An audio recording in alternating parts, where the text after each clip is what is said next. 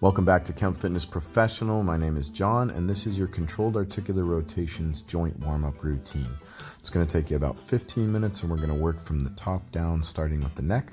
So I want you to squeeze your glutes, squeeze your abs, squeeze your fists, and we're going to start by bringing the chin down to the chest, rotating across the collarbone to the left, lean the left ear down, right ear up, and then we're going to tip back, lifting our head up, rotating across the ceiling to the right, bringing the chin back to the collarbone and down around into the center. Again, one more circle. We're going 2 or 3 each way. We rotate to the left, then we laterally flex, we tip our head, then we extend the spine by lifting up.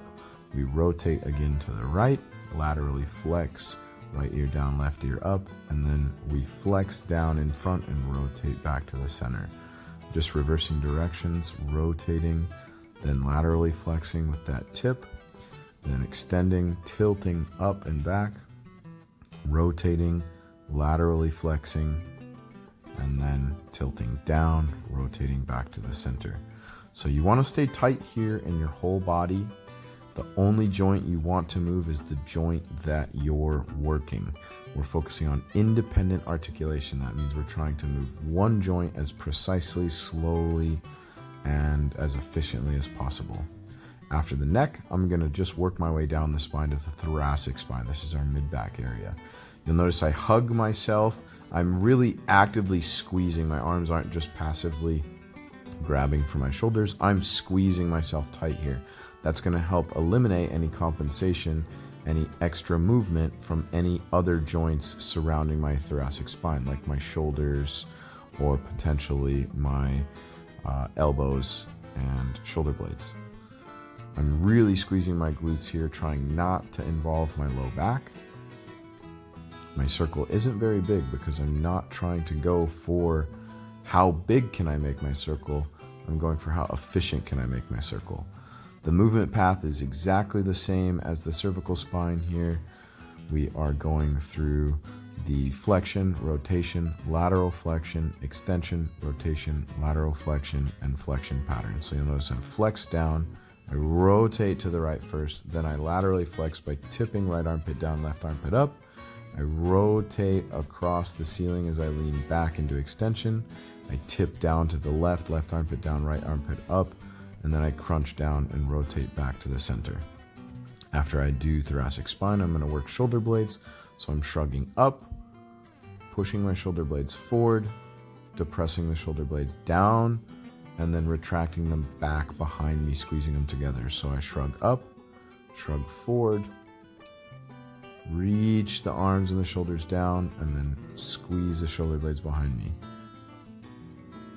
Then I'm going to reverse directions here. This one I did 2.5, 3 reps there. Reversing now, shrugging up, retracting back behind me, pushing the shoulders down, shrugging forward.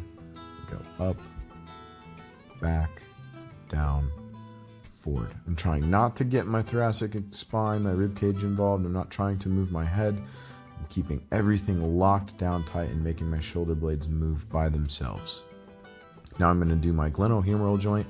This is the ball and socket shoulder joint. So you'll notice that I'm trying to get my arm as stiff and straight as I can. No elbow bending, no wrist bending, keeping my arm straight. Here when I come behind me, I'm trying to rotate the ball in the socket all the way into what's called internal rotation, where the palm faces away from the body. Then I unwind all the way back over my head. And now I'm coming into external rotation with the palm facing up as I cross my body. So I'm just trying to take that shoulder joint through its full range of motion and really encouraging that rotation in the ball and socket, in the capsule itself, by rotating from the wrist, the elbow, and the shoulder simultaneously.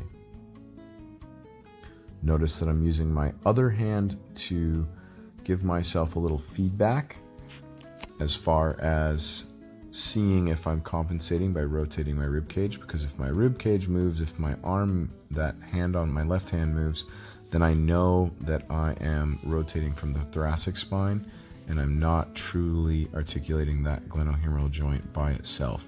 And again, cars, we want to move one joint at a time, very, very specifically. Notice here, like I'm a little bit winded. Like this is actually taking a lot of brain power. I'm getting sweaty. It's physical work. It's not just passive, relaxing circles here. I'm actively creating contractions through all of the tissues of my arm and shoulder. I'm keeping my core and my glutes completely contracted, so that way I'm as stable as possible, minimizing any kind of movement outside of that shoulder joint. I'm just playing around with my hand position, feeling. You can see my left side, this side here, is not as smooth, not as good a range of motion as my other side. This is an asymmetry that I have, so I have to spend a little bit more time emphasizing slow, controlled circles on this side. And the whole point here is to improve your ability to move that joint smoothly and efficiently. So it's not about speed, it's not about size of circle, it's just about how smooth and precise can you be with your movement.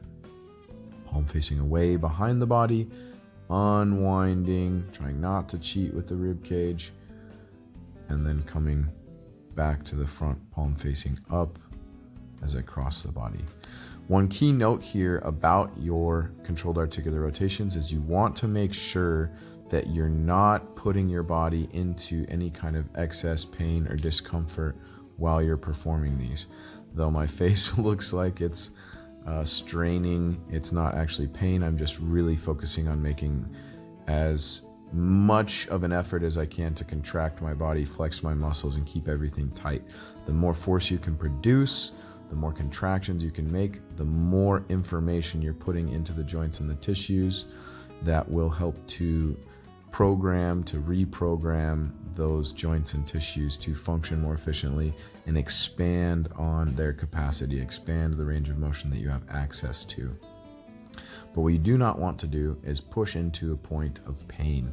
The thing that you're looking for here is what's called a pinch point. You're looking for pain points or pinch points where if you were to go into a certain range of motion, one being very common is the neck, where if you lean back, you tip back and you're feeling a pain, not maybe just like a little crunch or a pop, but actual pinching or pain, then you want to avoid going all the way into that space. All you do is you take a little bit out of the circle, you slow down a little bit more, and you ease up on the contractions just a little bit. You just smooth and soften and shorten the circle. That will help you to ensure that you're not straining past a point of comfort that's actually causing an adverse effect on the body.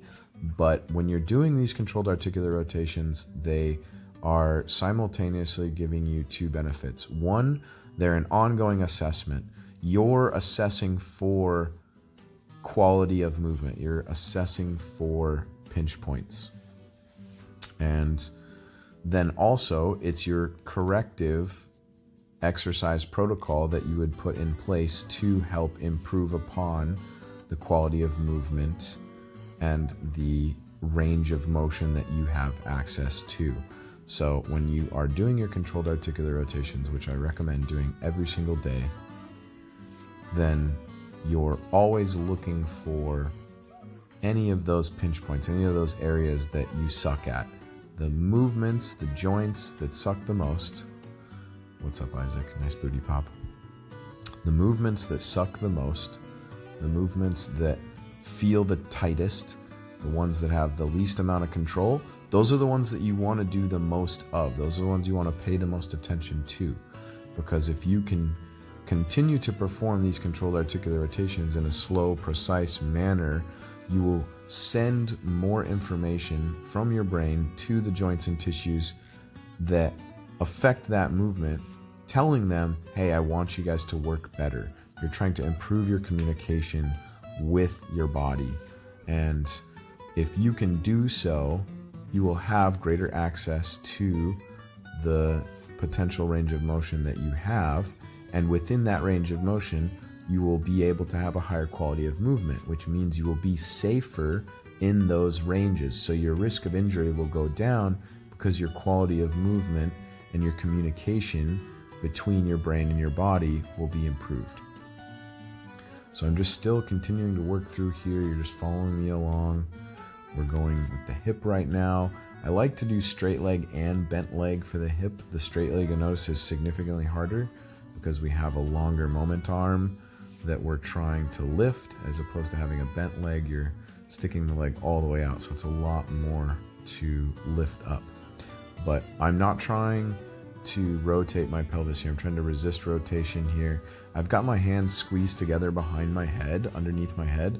A, it gives you a nice little pillow, so that way your neck stays neutral. But also B, it gives me something to squeeze down into. I can irradiate a little bit more. Irradiate, again, is just that concept of contracting the muscles as hard as you can by sending more electricity from your brain out through the entirety of your body, with the intention of creating more stability to avoid compensating in the joints that aren't being emphasized. For example, in this one, the hip, I don't want anything else but the hip to move.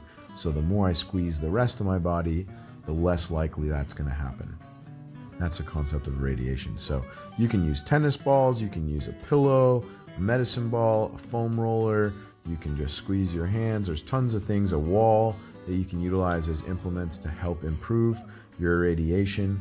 But essentially anything you can do to create more of an intense contraction within your body, the more information you will send into those cells that will help them to get the message of improving your range of motion, but also the more that you will have stability to avoid compensating in the joints and cells that you don't want to be moving during this specific joint that you're articulating.